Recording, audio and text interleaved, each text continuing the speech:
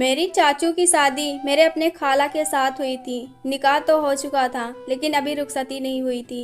लेकिन मुझे नहीं मालूम था कि इस घर पर बहुत बड़ी कयामत टूटने वाली है। शादी के हंगामे में मशहूर थी, तभी अचानक से मेरी माँ ने मेरा हाथ खींचा और मुझे एक कोने में ले गई। उनकी आंखों में खौफ था, दहशत थी, न जाने क्या कुछ था जिसे मैं समझने से परी थी। बहुत दाएं बाएं देख रही थी, जैसे कोई बहुत बड़ी राज की बात हो, किसी को बताना ना चाह रही हो। मैंने महसूस किया जैसे मेरी माँ का रंग बदल गया हो।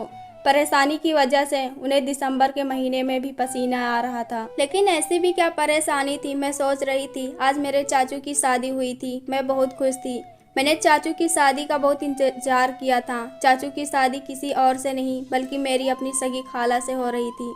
शादी तो हो चुकी थी लेकिन अभी विदाई नहीं हुई थी। जब मैंने अम्मी से पूछा कि क्या बात है, आप इतनी परेशान क्यों लग रही हैं, क्या आप खाला की रुखसती की वजह से परेशान हैं? अम्मी ने कहा कि हाँ, मैं इसी वजह से परेशान हूँ, लेकिन मसला हो गया है। मैंने पूछा क्या मसला हो गया है? मैं भी अम्मी को देखकर परेशान हो गई तो उन्होंने मेरे कान में ऐसी बात बताई जिसे सुनकर मेरे आंखों के सामने अंधेरा छा गया। मुझे अपने आप पर यकीन नहीं आ रहा था। जो मेरी माँ कह रही थी वह सच था। मेरी खाला निकाह के बाद कहीं गायब हो गई थी। मेहमान घर में मौजूद थे, रुखसती के लिए खाला को लेने आए थे और अब यह कयामत टूट पड़ी थी। मेरे नाना के इज्जत पर बात बनाई थी। नाना पहले से ही दिल के मरीज थे, थोड़ी सी तकलीफ और थोड़ी सी परेशानी बर्दाश्त नहीं कर सकते थे। अभी अभी तो हॉस्पिटल से डिस्चार्ज होकर आए थे, महीना भी नहीं बीता था। नाना का घर मेहमान और बारातियों से भरा पड़ा था और अब यह मुसीबत सर पर आ गई थी। मैंने अपने चाचू की तरफ देखा जो बेहद खुश दिखाई दे रहे थे। मेरे चाचू की उम्र 30 साल थी और मेरे खाला की उम्र 25 साल थी। मेरे चाचू ने खाला को देखा और पसंद किया और यह रिश्ता हो गया। लेकिन यह अंदाजा था कि खाला इस शादी से कुछ ज्यादा खुश नहीं थी। मेरी खाला और नाना के बीच में कुछ झड़प भी हुई थी इस शादी को लेकर, लेकिन मैं अपनी दुनिया में मगन थी। शुरू में इन सब बातों पर ज्यादा ध्यान नहीं दिया। मेरी उम्र ही ऐसी थी कि इन चीजों पर हर लड़की का ध्यान नहीं जाता। इस उम्र में हर लड़की खुश रहना चाहती है, तो मैं भी खुश थी। अपनी जिंदगी में 17 साल की लड़की को भला और क्या दिलचस्पी हो सकती थी। घर के मामला और मैं परेशान होकर रह गई थी कि अब क्या होगा, क्योंकि मेरे चाचू बहुत खुश थे। सुबह मुझे बेहद अजीज थे। मुझे मेरे माँ बाप से भी ज्यादा मेरे चाचू अजीज थे। हम दोनों के बीच में बहुत ही अच्छा रिश्ता था। चाचू सऊदिया कमाने के लिए चले गए थे और अब वापस आए थे। उन्होंने खाला को पसंद कर लिया था और सबसे ज्यादा इस रिश्ते पर मैं खुश थी कि मेरे चाचू और खाला एक हो जाएंगे। लेकिन मुझे नहीं मालूम था कि मेरी यह खुशी बहुत कम है और मुझ पर कितनी बड़ी क़यामत टूटने वाली है। मम्मी ने जो बात मुझसे कही थी उसे सुनकर तो मैं दंग रह गई थी। मेरी माँ मुझसे कह रही थी कि घर मेहमानों से भरा पड़ा है, नानी की तबीयत ठीक नहीं है और मुझे दुल्हन का लिबास पहनकर उसके साथ विदा होना था। मैंने अपनी माँ को कहा कि आप होश में तो हैं, आपका दिमाग तो ठीक है, आपको अंदाजा है कि आप क्या कह रही हैं। वह मेरे सगे चाचू हैं, इस काम के लिए मैं ही आपको नजर आई थी। सारे बारातियों में अगर खाला की जगह किसी और को विदा करना ही है, किसी और को देखे, मैं तो उनकी सगी भतीजी हूँ। अफसोस हो रहा है मुझे आपकी सोच पर। मैंने बहुत ही गुस्से से अम्मी से कहा। अम्मी ने मुझसे कहा कि यह बात मैं किससे कहूँ, अगर सब में फैल गई तो तुम्हारे नाना और तुम्हारे चाचू की बदनामी होगी। अगर किसी को जरा सा भी भनक गई कि दुल्हन भाग गई है तो हम किसी को मुंह दिखाने के काबिल नहीं रहेंगे। मेरी खाला ने मेरी शादी वाला कपड़ा पहनकर घर से भागी है। तुम थोड़ा सा मेरा साथ दो, मैं उसे ढूंढ कर लाती हूँ। मुझे पता है कि वह कहाँ गई होगी, वह अपने पुराने आशिक के पास गई होगी। मुझे उसके घर का भी पता है। तुम थोड़ी सी अर्थ लो, मैं उसे ढूंढ कर लाती हूँ, बस थोड़ा सा मदद करो मेरे साथ। उसकी बात सुनकर मैंने इनकार कर दिया। मैंने कहा मैं हरगिज इसका इलाज नहीं कर सकता, उसकी माँ बाप के सिवा अगर शायद कोई होता तो हम अब तक उसको बचाने का इंतजाम कर लिए होते। थोड़ी सी देर के लिए मैं अपने आप से मान नहीं रही थी, लेकिन आप समझ नहीं रही हैं। वह मेरे सगे चाचू हैं, उनके घर में खुद ही दुल्हन का रोल कैसे कर सकती हूँ? मेरा जमीर मुझे झकझोर कर देगा। मैंने अपने माँ से कहा कि अगर चाचा खाला से शादी करने के लिए तैयार नहीं है तो आप लोगों की क्या ज़रूरत थी ज़बरदस्ती शादी करवाने की? आपने चाचू का दिल बुरी तरीके से तोड़ा है। तो मेरी माँ ने बताया कि वह जिस लड़के को पसंद करती थी वह बहुत ही बुरा और आवारा किस्म का लड़का था, लेकिन उसकी आंखों में उस घटिया इंसान की मोहब्बत की पट्टी बंधी हुई थी। उसे उस लड़के के अलावा कुछ नज़र ही नहीं आ रहा था। अब तुम खुद ही बताओ, हम कैसे उसकी शादी एक हमारा किस्म के लड़के से कर सकते थे। तो मैंने अम्मी से कहा कि ज़बरदस्ती शादी का नतीजा भी आपने देख लिया, दोनों खानदान की बदनामी होगी। मेरे दादा के खानदान की भी बदनामी होगी और मेरे नाना की खानदान की भी। अंदाज़ा है इस बात का कि मेरे चाचू के दिल पर क्या गुजरेगी। मैंने अम्मी से कहा कि मुझे बहुत दुख हो रहा था अपने चाचू का।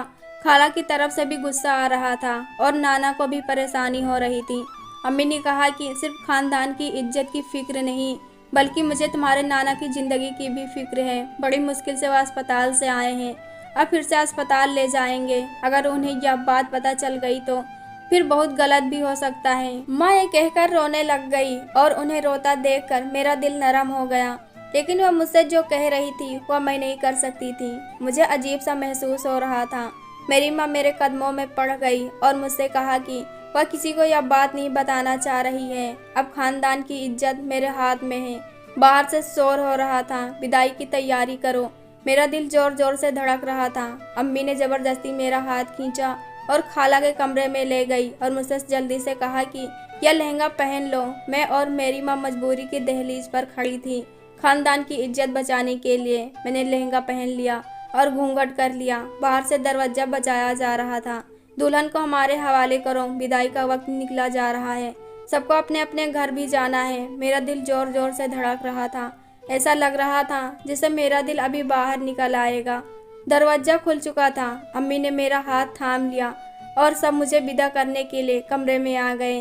मुझे बहुत अजीब लग रहा था। मुझे अब विदा कर दिया गया और जब गाड़ी में बैठने लगे तो मेरी माँ ने कहा कि मेरी बहन मेरे साथ बैठेगी। यूँ अम्मी ने चालाकी करके मुझे चाचू के साथ नहीं बैठने दिया।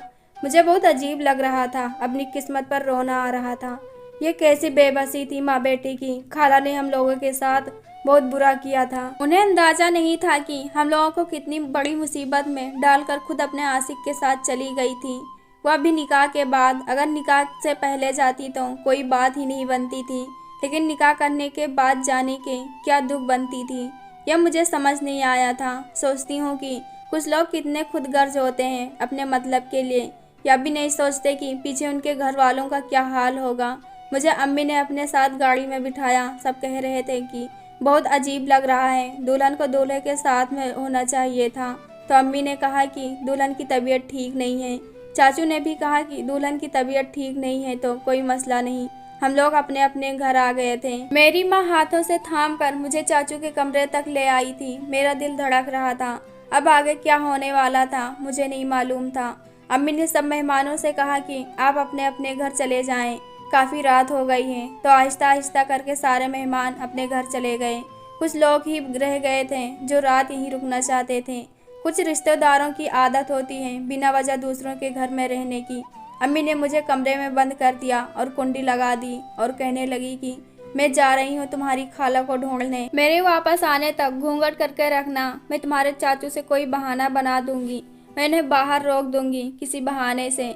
तब तक मैं अपनी बहन को ढूंढती हूँ। मुझे अपनी माँ का दुख हो रहा था। वह बेचारी कितने बड़े दुख में फंस चुकी थी। खाला की वजह से सिर्फ वही नहीं, हम सब भी फंस चुके थे।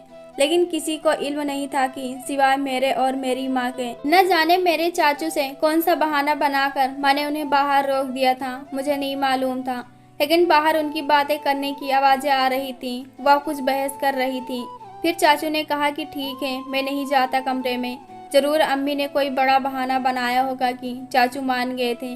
मेरा दिल जोर जोर से धड़क रहा था। मैं बार बार दरवाजे की ओर देख रही थी, लेकिन मुझे तसल्ली हो गई थी कि वह कमरे में नहीं आएंगे। मेरी माँ अपनी बहन को ढूंढने निकल पड़ी, मुझे इस हालत में छोड़कर, और मैं दुल्हन के रूप में बैठी हुई थी। काफ़ी देर तक इस परेशानी के आलम में मैं जागती रही। सारे दिन की थकावट थी। मेरी आंखें बंद होती जा रही थी। मुझे नींद आनी शुरू हो गई थी। बड़ी मुश्किल से मैंने खुद को जगा कर रखा, लेकिन अब मुझे नींद पूरी तरीके से आने लगी थी और मुझे पता ही नहीं चला कि कब मैं नींद की आगोश में चली गई। सच कहते हैं कि नींद तो सूली पर भी आ जाती है। मैं तो एक सूली पर ही लटक रही थी। मैं इतनी गहरी नींद में चली गई थी कि मुझे आसपास का कुछ और होश ही न रहा। अचानक मुझे नींद में महसूस हुआ कि कोई मुझे जगा रहा है। मैं आंखें मलते हुए उठी तो सामने अपने चाचू को देखकर डर गई और मुझे देखकर उनके सर पर आसमान गिर पड़ा, जो इतना अजीब मंजर था कि मेरा दिल कर रहा था कि ज़मीन फटी और मैं उसमें समा जाऊं। चाचू को देखकर मैं उड़ गई। लहंगा संभालते हुए चाचू ने मुझे न देखते हुए अंदाजा में देखा। उन्हें देखकर मुझे अंदाजा हो रहा था कि अपनी दुल्हन की जगह मुझे देखकर उनका चेहरा गुस्से से लाल हो रहा था। इससे पहले कि मैं कुछ बोलती, चाचू ने मेरे चेहरे पर एक थप्पड़ दे मारा। उनका थप्पड़ इस कदर जोरदार था कि मैं नीचे ज़मीन पर गिर गई। मेरे आंखों से आंसू बह रहे थे। चाचू ने मुझे बाजू से पकड़कर खड़ा किया और फिर पूछा कि मैंने इतनी गिरी हुई हरकत क्यों की है, क्यों मैं उनकी दुल्हन की जगह आकर बैठ गई। वह मुझसे सवाल पर सवाल कर रहे थे। चाचू एकदम गुस्से में थे और मैं रो रही थी। मुझसे कुछ बोला नहीं जा रहा था। मैं बोलती भी तो क्या बोलती। इतनी शर्मनाक हरकत थी कि मैं अपने आप से जिक्र करते हुए शर्मिंदा हो रही थी। नाइला, तुम्हें शर्म आनी चाहिए। दुल्हन के कपड़े पहनकर मेरे कमरे में बैठी हो। तुम्हारे अंदर कोई गैरत है या नहीं? मैं तुम्हारा सगा चाचू हूँ। यह एहसास है या नहीं तुम्हें? क्यों किया तुमने यह सब? और मेरी दुल्हन कहाँ है, मेरी बीवी साफिया? चाचू गुस्से से अपने बाल नीचे जा रहे थे। वह पागल हो रहे थे। उनकी बीवी कहाँ थी? उन्हें शायद इस बात से भी कोई मसला नहीं था जितना मसला अपनी बीवी की जगह मुझे बैठा देखकर हुआ था। मैं उनकी हालत समझ रही थी। जो उनकी हालत थी वही मेरी हालत थी। वह इस कदर गुस्से से पागल हो रहे थे और मैं शर्मिंदा से। मेरा दिल कर रहा था कि इसी लम्हे ज़मीन फट जाए और मैं उसमें समा जाऊं। यह ऐसा मंजर था जो मुझसे बर्दाश्त नहीं हो रहा था। मेरी माँ और मेरी खाला मुझे कितनी बड़ी मुसीबत में छोड़कर जा चुकी थी। मैं खाला को कभी माफ़ नहीं करने वाली थी। इस हरकत के लिए मैंने कहा कि खाला भाग गई है आपकी बीबी साफिया अपने पुराने आशिक के साथ, और मेरी माँ अपनी और आपकी इज्जत बचाने के लिए मुझे यहाँ बैठा कर चली गई है, साफिया खाला को ढूंढने के लिए। मैंने रोते हुए कहा। चाचू अपना सर पकड़कर वहीं पर बैठ गए और मुझसे कहा कि तुम यहाँ से दफ़ा हो जाओ मेरी नज़रों के सामने से और यह लिबास तब्दील करो। मैंने कहा कि मैं बाहर नहीं जा सकती, बाहर मेहमान हैं। आप मेरे कमरे से मुझे मेरे कपड़े ला कर दें। मेरी बात सुनकर उन्हें गुस्सा तो बहुत आया, लेकिन जो भी था मुझे कपड़े बदलने थे। वह मेरे कमरे में चले गए और वहाँ से कपड़े ले आए। कपड़े लेकर मैं वॉशरूम में चली गई और लिबास तब्दील किया। मैं इतना रो रही थी, इतना ज़्यादा कि ज़िंदगी में कभी नहीं रोया था। बाहर कुछ मेहमान बैठे हुए थे, मैं बाहर नहीं जा सकती थी। मैं भी चाचू के सामने बैठ गई। चाचू फूट फूट कर रोने लगे बेबसी से। मैं उनकी हालत समझ सकती थी। मैंने उनसे कहा कि चाचू आप रोए ना, खाला आ जाएगी। मेरी बात सुनकर उन्हें गुस्सा आ गया। कहने लगे, नहीं है ज़रूरत तुम्हारी खाला की। मैं उसे शरीफ लड़की समझकर पसंद कर बैठा था कि वह शादी के बाद मेरे मुंह पर कालिक पोत कर किसी और के साथ चली जाएगी, और तुम्हारे माँ से मुझे यह उम्मीद नहीं थी कि वह मेरी दुल्हन की जगह तुम्हें बैठा देगी। अपनी बीबी को तो शायद मैं माफ़ भी कर दूँ, लेकिन तुम्हारी माँ को माफ़ नहीं करूँगा जिसने तुम्हें इस्तेमाल किया अपनी इज्जत बचाने के लिए और उसकी जगह तुम्हें बैठाया। यह बात मेरे लिए तकलीफ दे है, वह कह रहे थे। मैं समझ नहीं सकती, लेकिन मैं समझ सकती हूँ जो वह कह रहे थे। मेहमान सब सो चुके थे। अचानक दरवाज़ा खुला और मैंने देखा कि चादर ओढ़े हुए एक लड़की मेरी माँ के साथ अंदर दाखिल हुई। तो मैं और चाचू समझ गए कि वह कौन है। मेरी माँ ने कहा कि आ गई है तुम्हारी खाला इस कमरे में। चाचू को देखकर मेरी माँ समझ चुकी थी कि उन्हें सब पता चल चुका है। मेरा बदला हुआ कपड़ा उन्हें सब कुछ बता रहा था। चाचू की हालत बता रही थी कि मैं इस बात के लिए आपको कभी माफ़ नहीं करूँगा। अगर आपकी बहन भाग गई थी तो इसमें इस बेचारी का क्या कसूर था? आपको अपनी बहन को ढूंढना था तो ढूंढ लेती, लेकिन मेरी भतीजी को इस आजमाइश में क्यों डाल दिया? उसकी उम्र ही क्या है, सिर्फ 17 साल। मैं उसे अपनी बेटी समझता हूँ, भतीजी से ज़्यादा, और आपने उसके साथ यह सब किया। मेरा दिमाग फटने को था।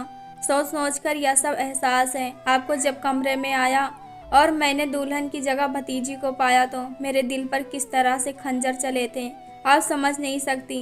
चाचू गुस्से से पागल हो रहे थे और अम्मी से कह रहे थे, इस लड़की को क्यों ला कर आई हो?